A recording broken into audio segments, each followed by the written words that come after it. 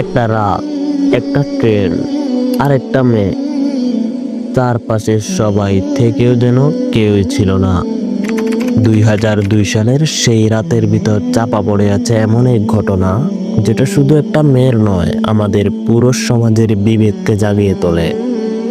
এই ঘটনাটা কোনো সিনেমা নয়, এটা এক সত্যি ঢাকা রাত। সেই দিনটা ছিল ডিসেম্বরের এক ঠান্ডা সন্ধ্যা।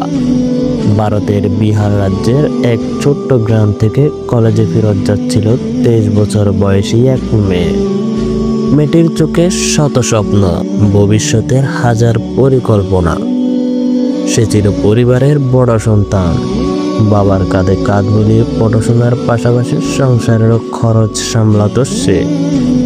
যাত্রার গন্তব্য ছিল হাওড়া স্টেশন। মাঝপথে ট্রেনের কামরা ফাঁকা হতে থাকে, রাতও বাড়তে থাকে। তখনই ধীরে ধীরে ঘটতে থাকে সেই নরকীয় ঘটনা তার সাথে, যা সমাজকে জাগিয়ে দিয়েছিল। মেয়েটি যেই কামরায় ছিল সেখানে উঠে আসে 5 জন যুবক। তারা দেখতে ছিল সাধারণ, আচরণেও ঠিকঠাক। প্রথমে তারা এমনি কথা বলে, এরপর অল্প অল্প করে অশ্লীল ইঙ্গিত শুরু করে।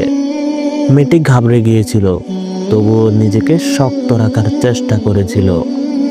সে যখনই ফোন বের করে কাউকে ফোন করতে চাচ্ছিল, ঠিক তখনই তাদের মধ্য থেকে একজন তার থেকে ফোনটা কেড়ে নেয়। তারপর ঘটে সেই অমানবিক ঘটনা, যেটা কোনো মানুষ জীবনে শুনতেও চায় না। সেই চলন্ত ট্রেনের কামরাতেই 5 জন মিলে তার সাথে করতে থাকে অমানবিক নির্যাতন। ঘন্টার পর ঘন্টা চলতে থাকে সেই